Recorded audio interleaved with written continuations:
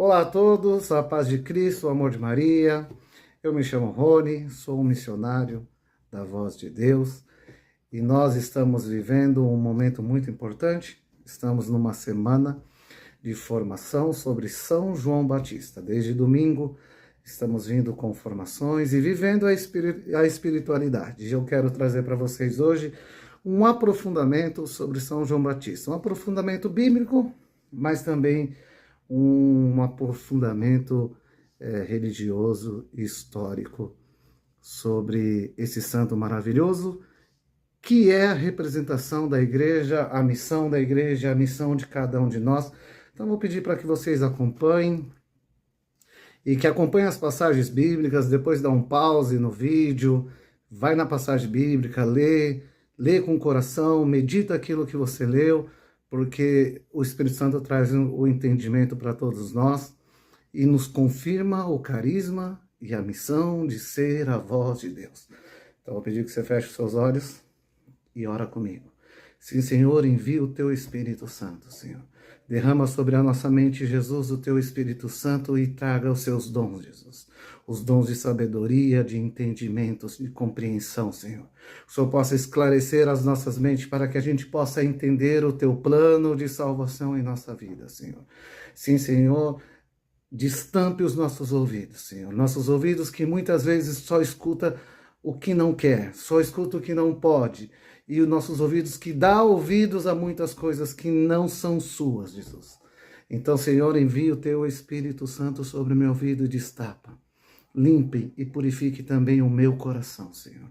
Derrama sobre o meu coração o Teu Espírito Santo, essa água viva, que o meu coração possa ser uma terra boa e fecunda, Senhor, onde a Tua palavra vai crescer, florescer, fortalecer e dar fruto, Senhor. Obrigado pelo Teu Espírito Santo na minha vida, Senhor. Amém. Pessoal, eu vou pedir para vocês que acompanhem comigo as passagens. Eu vou começar com as profecias de São João, para que a gente entenda que existe um plano de Deus, e no plano de Deus viria Jesus, o seu filho, para nos salvar, para morrer na cruz, mas antes ele precisava preparar o povo, preparar o caminho, preparar os corações. Então, hoje essa palavra é para você, para que você prepare o seu coração para a vinda de Jesus. E quando fala que é endireitar os caminhos do Senhor, é deixar reto, é que o seu coração tenha um caminho reto para que Jesus venha até você.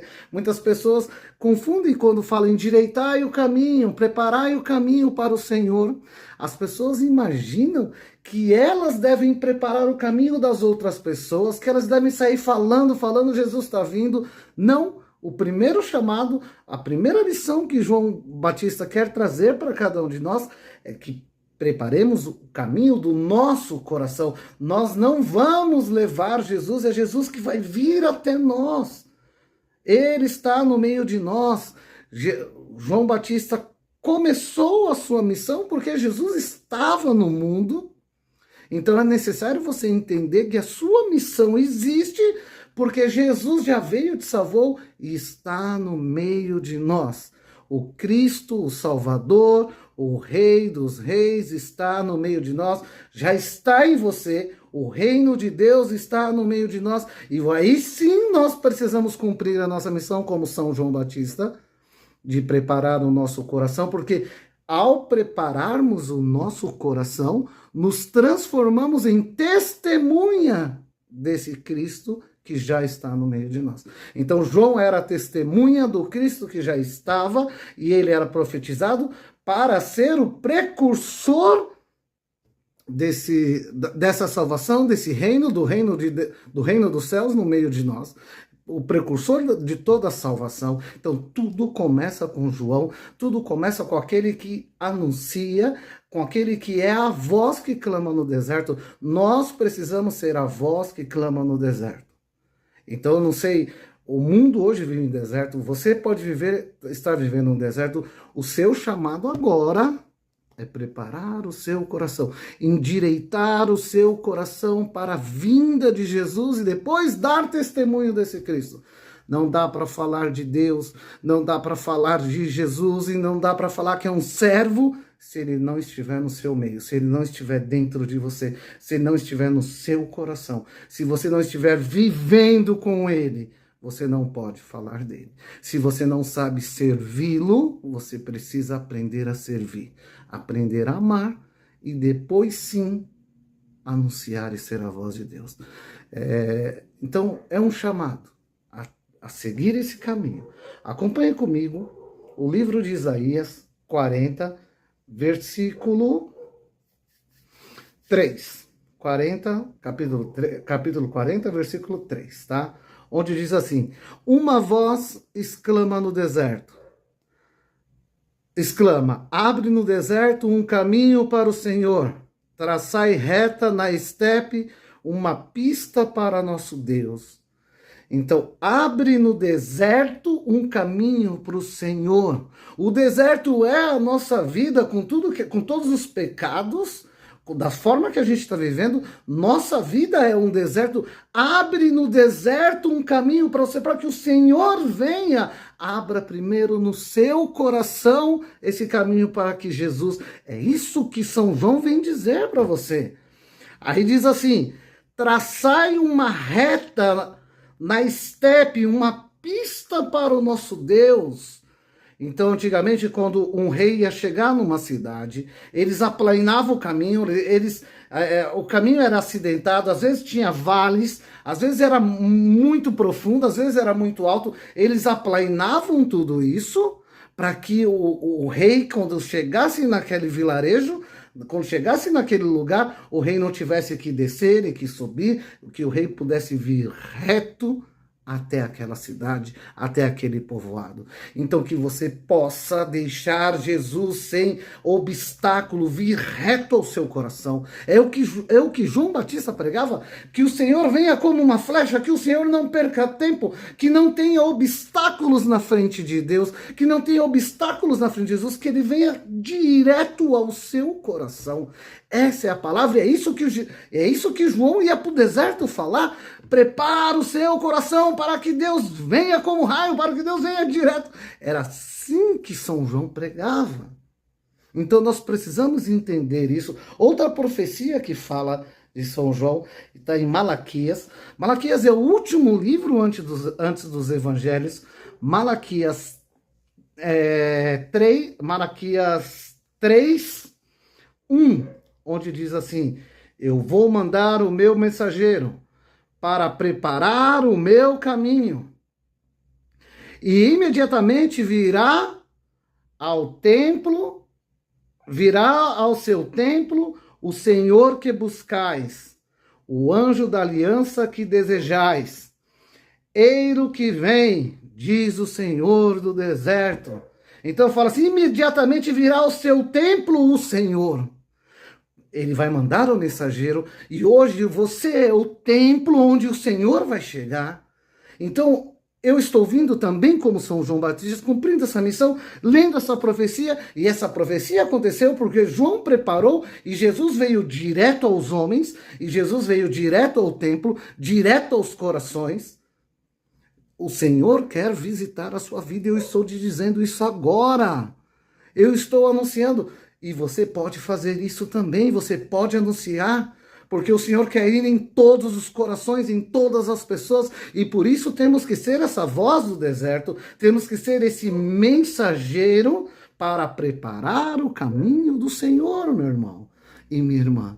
Creia que você pode ser essa voz. A igreja é essa voz, essa é a missão da igreja, essa é a missão de todo batizado, essa é a missão de todos os católicos. Então vamos firmes nesse caminho, nessa espiritualidade, colocando São João à nossa frente. E eu quero fazer alguns comentários com vocês e contextualizar a realidade de Jerusalém na época que João veio. Veja, Jerusalém era tomado por Roma, e Roma, quando tomava um povo, quando tomava força com o seu exército, e dominava aquele povo, Roma ia para dentro daquela cidade e Roma trazia a sua cultura para dentro daquela cidade, os seus costumes para dentro daquela cidade. Uma coisa que Roma fazia muito, ela levava o sincretismo religioso. Então veja, você sabe o que é o sincretismo religioso? É misturar a nossa fé católica com outras fés, misturar, hoje eu vou na igreja, amanhã eu vou no espiritismo, depois eu vou na igreja evangélica, depois eu vou na... tudo faz bem, tá tudo certo. Não é assim. Ou eu vou fazer Tai Chi Chuan, eu vou misturar com filosofias orientais.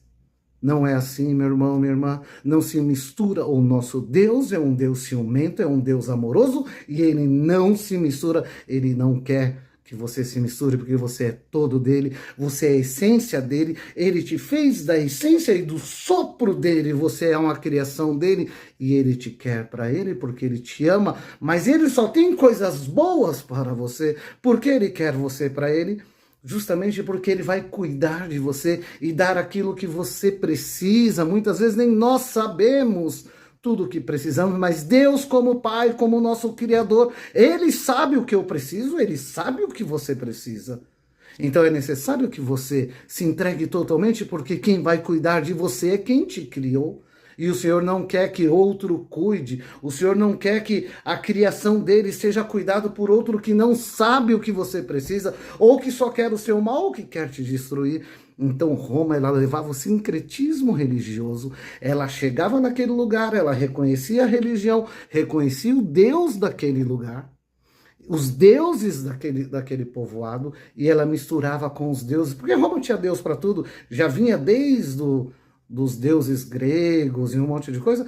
Roma tinha Deus para tudo, Deus para colheita, Deus para fertilidade, Deus para guerra, Deus para o inferno, Deus para voar, Deus para semencejar. Tinha deuses para tudo, então ela pegava algum deus que combinava, que era parecido com o deus daquele povo, e ia misturando. E assim estava se fazendo com Roma, assim estava se fazendo com Jerusalém. Roma fazia isso em Jerusalém, ela tentava misturar Zeus com Deus e um monte de coisa lá, os Olimpos, os deuses, os anjos, os santos, era uma misturada danada, e isso iludia o povo.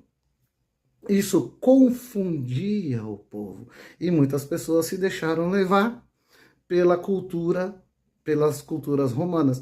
Não só o sincretismo religioso, que era muito perigoso, e que nos dias de hoje também é perigoso, fazia o urbanismo. O urbanismo é infraestrutura. Era engraçado que Roma, ela pegava toda a forma que ela construía a sua capital, as suas cidades, ela levava o mesmo estilo de construção, ela fazia casas de banhos, porque Roma tinha o costume dos homens tomarem tudo banho junto lá pelado, as mulheres, casa de banho para as mulheres, casa de banho para os homens e não sei o quê, e também nessas casas de banho, muita prostituição, muito pornografia, sexualidade exacerbada. Era uma perdição terrível também nessas casas de banho. E Roma levava essas casas de banho para todos os povos que ela conquistava. E ali o povo que ia se misturando, ia se acostumando, ia se perdendo, ia se pervertendo com aquilo que Roma levava para lá. Inclusive até Roma levava a língua, a lei de Roma, os costumes todos, mas você não podia fazer negócio. Você não podia ter um comércio, você não podia vender nada, e nem comprar nada, e nem comprar uma casa, nem comprar uma carroça, ou negociar alimentos, mantimentos, se você não soubesse a língua romana, porque todas as negociações tinham que ser feitas na língua romana e na moeda romana. Então as pessoas eram obrigadas a estudar a língua romana, e aí as coisas iam entrando, porque se a pessoa não estudasse, ela tinha um comércio. Roma tomou aquela cidade. Se ela quisesse continuar com o comércio dela, ela tinha que aprender a língua romana, ela tinha que aprender a moeda romana, ela tinha que conhecer a moeda romana. E assim ela se misturava com as coisas de Roma. Fora os seus mestres, filósofos, que vêm desde os gregos, que se dizem mestres e conhecedores da humanidade, do homem, levava todas essas filosofias para lá, e isso ia misturando o povo, e o povo ia desacreditando da própria fé e se corrompendo por as coisas que o mundo levava, que Roma levava. E uma curiosidade sobre São João Batista.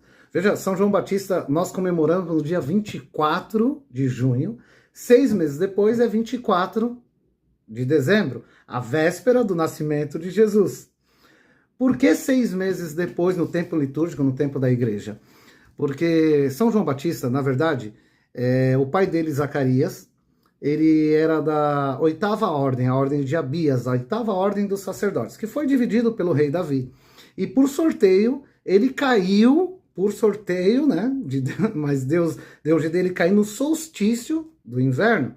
É como se fosse na estação do inverno, tem o solstício, e o solstício, o dia é menor. E Jesus nasce no solstício de verão, que é 6 meses depois do solstício de inverno. Então Jesus, quando é o solstício de inverno, o dia é menor. O solstício de verão, o dia é maior. E aí se cumpre João 3,30. Convém que eu diminua para que ele cresça.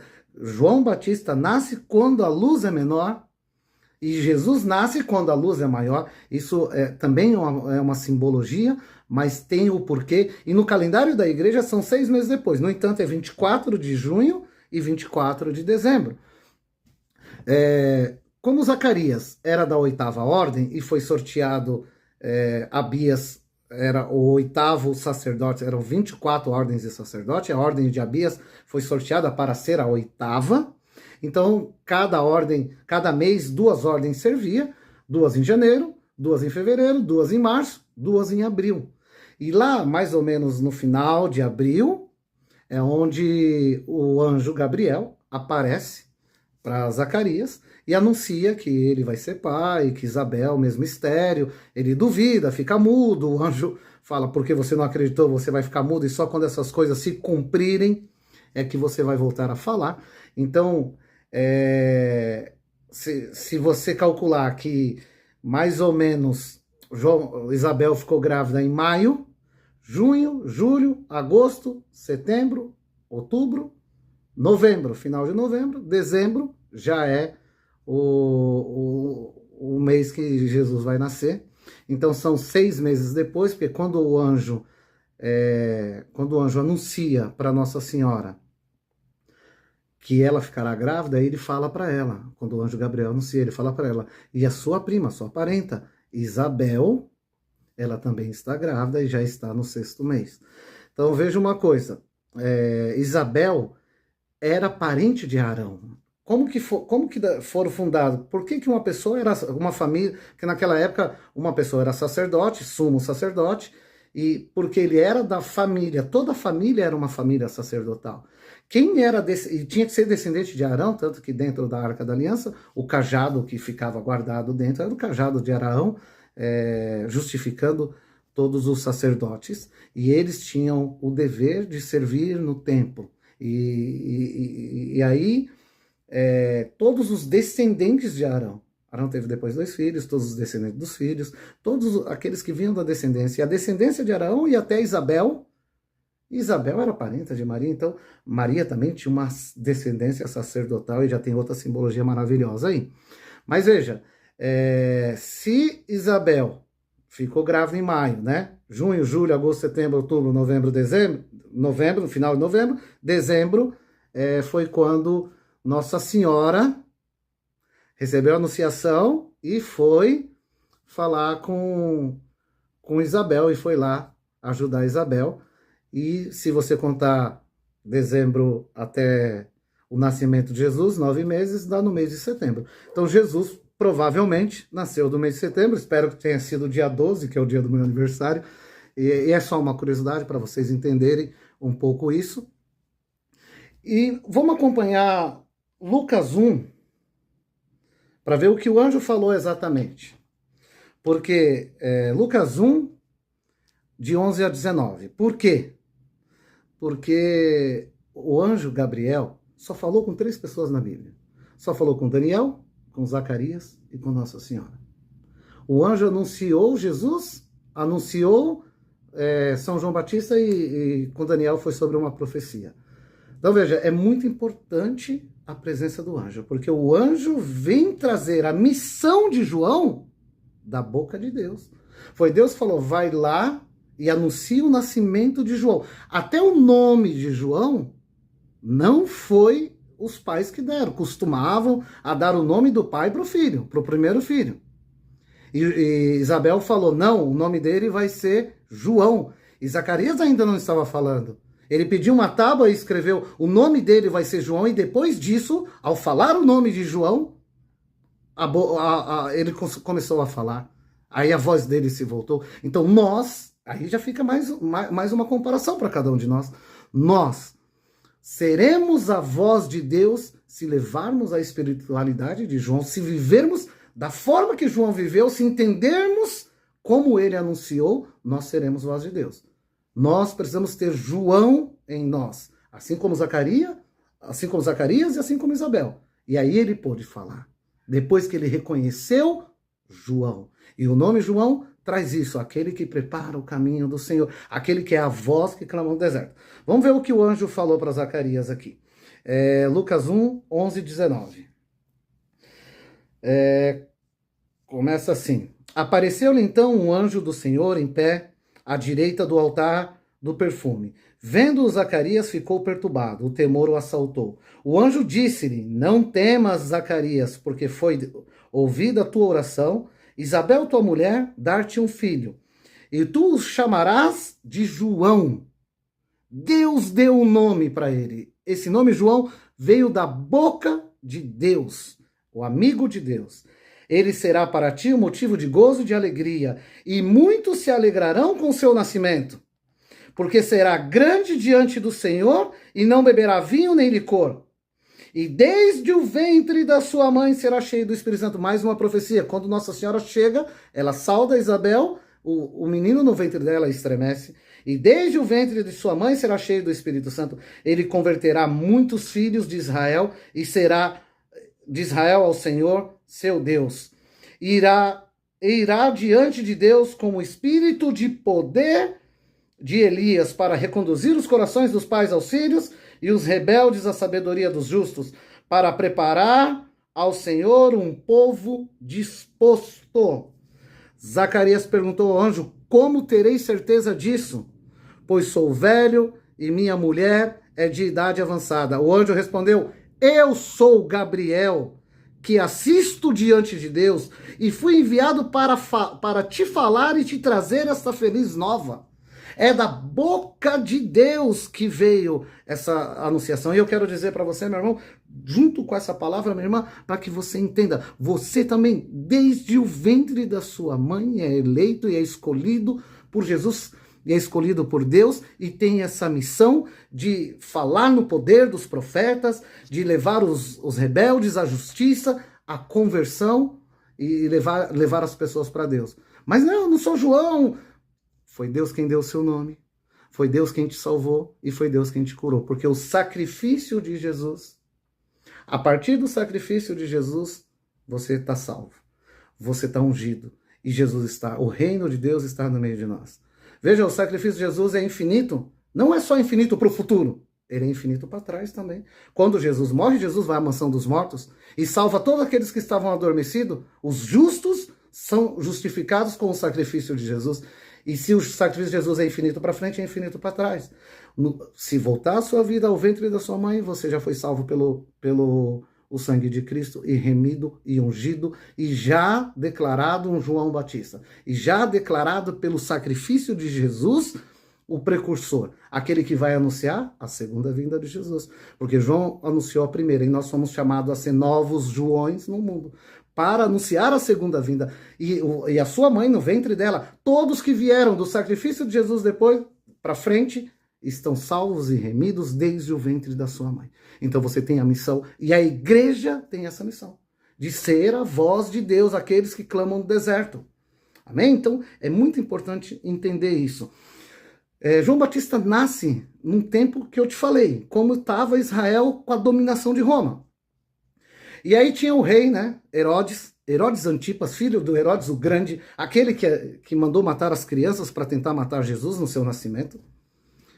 João Batista vem na época do filho dele, Herodes Antipas. E como que era Herodes Antipas com Roma? Herodes Antipas tinha cedido todo o seu poder. Roma tomou o poder, né? Na verdade ele era chamado de rei, mas não era rei, era um tetrarca, como se fosse um governador. Mas ele cedeu às tentações de Roma, à cultura romana, ao estilo de vida romano, a toda a influência romana, aos deuses romanos e tudo mais, e ele profanava a terra sagrada. Ele construiu uma capital, ele era ali da Galileia, Pérea, e ele governava esse pedaço, era um tetrarca dali, né? Era só um costume chamar de rei, e ali ele fez uma capital, e a capital ele colocou o nome de Tiberíades, em homenagem a Tibério César, ao César que era o imperador de Roma. Então ele virou um puxa-saco, ele virou alguém que idolatrava homens e outras culturas e deixou de acreditar em Deus. Então tanto que na vida pública de Jesus nunca entrou em Tiberíades, nunca entrou nessa cidade para pregar, porque quando ele foi construir, essa cidade era um cemitério antigo e pela lei judaica não podia profanar os mortos, que você manchava a sua alma. E ele não quis nem saber, passou o trator, não foi o trator, né? Passou a enxada e construiu uma cidade ali em homenagem a Tibério César. Então, João nasce em conflito com esse cara, com esse tetrarca, com esse Herodes, que era vendido para Roma. E nesse sentido, João denunciava todas essas coisas. Na Bíblia aparece um pouco do que ele denunciava, mas com certeza ele denunciou muito, porque ele foi o último dos profetas. Ele veio com esse espírito de Elias, espírito dos profetas, para denunciar. E nessas denúncias ele acaba falando do casamento ilegal de Herodes. E aí Herodes... na verdade, Herodes tinha medo dele, né? Tem uma passagem na Bíblia aqui, depois a gente pode acompanhar, aprofundar mais, mas Herodes escutava e tinha medo e sabia que ele era um profeta de Deus. Então ele falava, mas Herodes ficava na dele, Herodes não prendia, todo mundo falava, por que você não prende? Ele tá falando de você, tá falando disso, tá falando daquilo.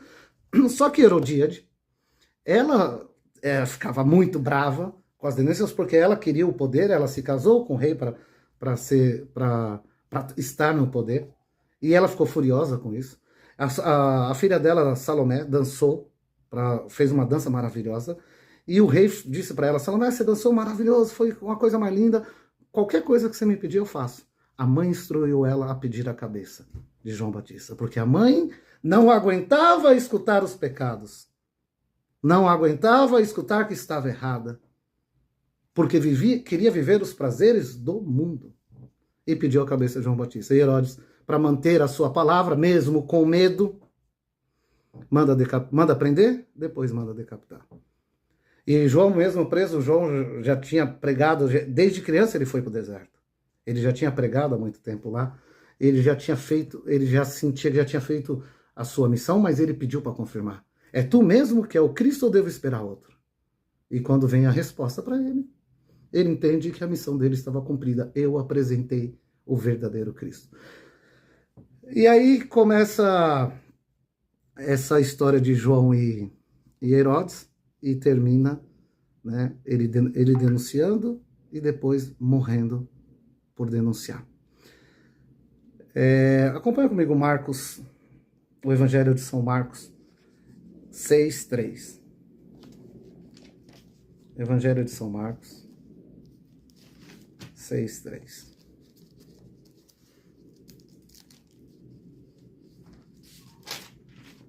Só para confirmar isso que eu falei para vocês, e a gente vai terminar com essa passagem bíblica para vocês entenderem. 6:3, versículo 30. Não, desculpa. Marcos 6, versículo 20. Marcos 6, versículo 20. Pois Herodes respeitava João, sabendo que era um homem justo e santo, protegia-o e, quando ouvia, sentia-se embaraçado, mas mesmo assim, de boa mente ouvia. Ele ouvia a verdade, sabia que falava a verdade, que João estava falando a verdade, mas estava corrompido por Roma. Estava corrompido pela perversidade, estava corrompido pela ganância, estava corrompido pela inveja, pelos pecados mortais e capitais. Meu irmão, minha irmã, que a gente possa entender isso. Muitas vezes nós escutamos a palavra, mas não queremos seguir. Nós escutamos a verdade, mas justificamos com a nossa verdade. E não é a sua verdade que importa. É a verdade de Deus, e a verdade de Deus é: prepara o seu caminho, tira os obstáculos, deixa um caminho reto para Deus chegar na sua vida. E não importa o que está na frente. Se é ganância, pode ser as coisas negativas, mas também a gente pode justificar com coisa, porque eu tenho que trabalhar, porque eu tenho que viajar, é porque eu tenho que comprar roupa, é porque eu tenho que comer, eu tenho que pagar boleto, por isso que eu não sirvo, por isso que eu não entendo, por isso que eu não vou sempre. Não. Preparai um caminho reto, tire os obstáculos para Deus chegar. Porque se ele chega, lembra lá no começo que eu falava? Ele sabe tudo de bom que você precisa. Ele sabe o que é bom para você, você não. A sua verdade não é a verdade de Deus. Amém? Obrigado. Até a próxima. Vai ter a segunda parte, hein?